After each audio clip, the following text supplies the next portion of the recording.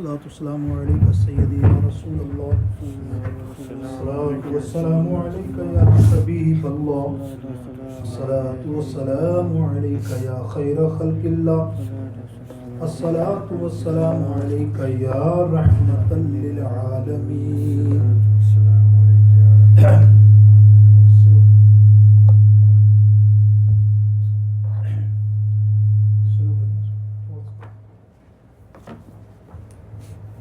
الحمدللہ رب العالمین والصلاة والسلام علی رسولہ النبی الکریم. انشاءاللہ عزوجل ہم تمام پروفٹ اور نبی کے بارے میں ذکر کر رہے تھے.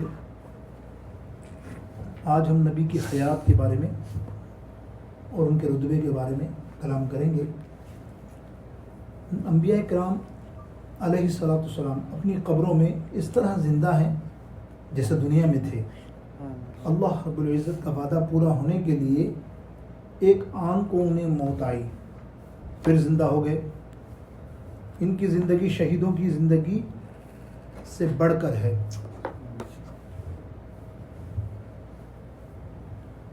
حضرت شیخ عبد المحقق دہلوی رحمۃ اللہ تعالیٰ علیہ، شاہ عبداللہ محدث، اپنی کتاب تکمیل الایمان میں لکھتے ہیں کہ یعنی کمال نبوت و رسالت مرنے کے بعد بھی ثابت رہتا ہے، اور خود نبی لوگ مرتے نہیں، وہ لوگ زندہ اور باقی ہیں. ان کے لیے موت بس اتنی ہے کہ ایک بار چکھا، پھر اس کے بعد ان کی روحیں ان کے بدن سے واپس کر دی گئیں. ان کو وہی اصلی زندگی دے دی گئی جیسے کہ دنیا میں تھی. یہ ان کی زندگی شہیدوں کی زندگی سے بھی بڑھ کر ہے. میراق الفلاح میں ہے یہ بات کہ بہت سے حدیثوں میں آیا کہ نبی زندہ رہتا ہے اور روزی پاتا ہے. انبیاء کے بدن کو مٹی نہیں کھا سکتی. ان اللہ تعالی حرم علی الارض ان تأکل اجساد الانبیاء فنبی اللہ یرزق. ابن ماجہ شریف کی یہ حدیث ہے کہ وہ رزق بھی پاتے ہیں اور ان کی جسم و زمین کھاتی نہیں. نبی کا علم، اللہ رب العزت نے انبیاء علیہ السلام کو غیب کی باتیں بتائیں. زمین و آسمان کا ہر ذرہ ہر نبی کی نظر کے سامنے. یہ علم غیب اللہ کے دیے سے ہے، لہذا یہ علم عطائی ہے، یعنی یہ علم عطائی ہوا. اور اللہ رب العزت کا علم چونکہ کسی کا دیا ہوا نہیں ہے بلکہ خود اسے حاصل ہے، لہذا ذاتی ہوا اللہ کا علم. اب جب کہ اللہ تعالیٰ کے علم اور رسول کے علم کا فرق معلوم ہو گیا تو ظاہر ہو گیا کہ نبی اور رسول کے لیے خدا کا دیا ہوا علم غیب ماننا شرک نہیں بلکہ ایمان ہے، جیسا کہ آیتوں اور حدیثوں سے ثابت ہے. یعنی قرآن پاک میں ہے فلا یظہر علی غیبہ احد الا من ارتضی من رسول. یعنی اللہ تعالیٰ ارشاد فرماتا ہے اللہ نے اپنے غیب کا علم اپنے پسندیدہ رسولوں کو دیتا ہے. اور دیگر آیاتوں میں وما علی الغیب بدلیل، یعنی یہ رسول جو ہیں پھر غیب بتانے میں بخل نہیں کرتے. رسول اللہ صلی اللہ علیہ وسلم نے فرمایا ایک حدیث پاک میں طبرانی اور ابو نعیم ابن حماد دیگر کتب میں کہ یعنی دنیا مجھ پر روشن کی گئی جیسا کہ مجھ سے پہلے اور نبیوں پر روشن کی گئی. تو دنیا کی طرف جو کچھ قیامت تک ہونے والا ہے اس کی طرف اس طرح دیکھتا ہوں جیسے اپنی ہتھیلی کو. اب یہ عقیدہ یہ ہے کہ کوئی امتی زہد و تقوی میں، اطاعت اور عبادت میں نبی سے نہیں بڑھ سکتا. انبیاء سوتے جاگتے ہر وقت یاد الہی میں لگے رہتے ہیں. عقیدہ انبیاء کی تعداد مقرر کرنی ناجائز ہے. ان کی پوری تعداد کا صحیح علم اللہ تعالیٰ کو ہی ہے. انبیاء کے رتبے، سب سے پہلے انسان اور سب سے پہلے نبی. حضرت آدم علیہ السلام سب سے پہلے انسان ہیں. ان سے پہلے انسان کا وجود نہ تھا. سب آدمی انہی کی اولاد ہیں. یہی سب سے پہلے نبی ہیں.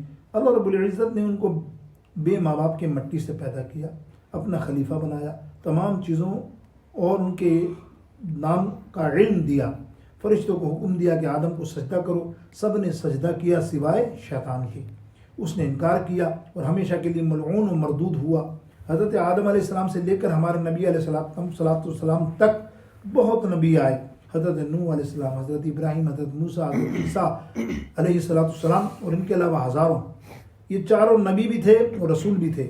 سب سے آخری نبی اور رسول ساری مخلوق سے افضل، سب کے پیشوا حبیب خدا ہمارے آقا محمد مصطفیٰ صلی اللہ تعالی علیہ وسلم ہیں. آپ کے بعد کوئی نبی نہ ہوا اور نہ ہوگا.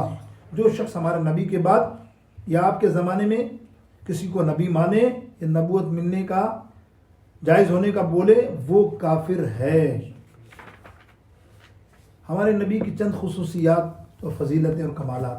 اللہ تعالیٰ نے ہمارے آقا علیہ السلام کو تمام جہانوں سے پہلے اپنے نور کی تجلی سے پیدا کیا۔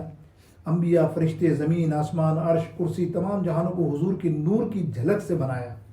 اللہ یا اللہ کا برابر والا ہونے کے سوا جتنی کمال، جتنی خوبیاں ہیں، سب اللہ تعالیٰ نے اپنے محبوب کو عطا کر دی ہیں۔ تمام جہاں میں کوئی کسی خوبی میں بھی حضور کے برابر نہیں۔ حضور افضل الخلق اللہ تعالیٰ کے نائب میں مطلق ہیں۔ حضور تمام انبیاء کے نبی ہیں اور ہر شخص پر آپ کی پیروی لازمی ہے۔ اللہ تعالیٰ نے اپنے تمام خزانوں کی کنجیاں حضور کو بخش دی۔ دنیا اور دین کے سب نعمتوں کا دینے والا خدا ہے، بانٹنے والے حضور ہیں۔ سبحان اللہ۔ یعنی حدیث میں آیا انما انا قاسم واللہ یعطی، یعنی اللہ دینے والا ہے اور میں بانٹنے والا ہوں۔ بخاری اور مسلم شریف کی یہ حدیث ہے۔ دنیا اور دین کے تمام نعمتوں کا دینے والا خدا ہے، بانٹنے والے حضور۔ اللہ تعالیٰ نے آپ کو معراج عطا فرمائی، یعنی عرش پر بلایا، اپنا دیدار آنکھوں سے دکھایا، اپنا کلام سنایا، جنت، دوزخ، عرش اور کرسی وغیرہ تمام چیزوں کی سیر کرائی۔ یہ سب کچھ رات کے تھوڑے سے وقت میں ہوا۔ قیامت کے دن آپ ہی سے سب سے پہلے شفاعت کریں گے، یعنی اللہ کے یہاں لوگوں کی سفارش کریں گے، گناہ معاف کرائیں گے، درجے بلند کرائیں گے، اور اس کے علاوہ بہت سے خصائص ہیں جن کے ذکر کی اس مختصر وقت میں گنجائش نہیں۔ نبی کی کسی چیز کو ہلکا جاننے کا حکم۔ عقیدہ، حضور کے کسی قول و فعل و عمل و حالت کو جو حقارت کی نظر سے دیکھے کافر ہے۔ یعنی یہ امام فقیہ العجل قاضی خان، بہت بڑے قاضی ایاز نے فی شفا اور دیگر محدثوں نے یہ اس بات کو کلام کیا، یعنی جو شخص نبی کی کسی بات میں کسی طرح کا عیب نکالے وہ کافر ہے۔ یعنی یہ بات کہی گئی کہ حضور کے کسی طرح سے بھی معاملے کو حقارت سے دیکھے یا کوئی عیب جوئی کرے تو وہ کافر ہے۔ واللہ اعلم ورسولہ صلی اللہ تعالی علی محمد وعلی اصحابہ اجمعین۔ الصلاۃ والسلام علیک سیدی یا رسول اللہ۔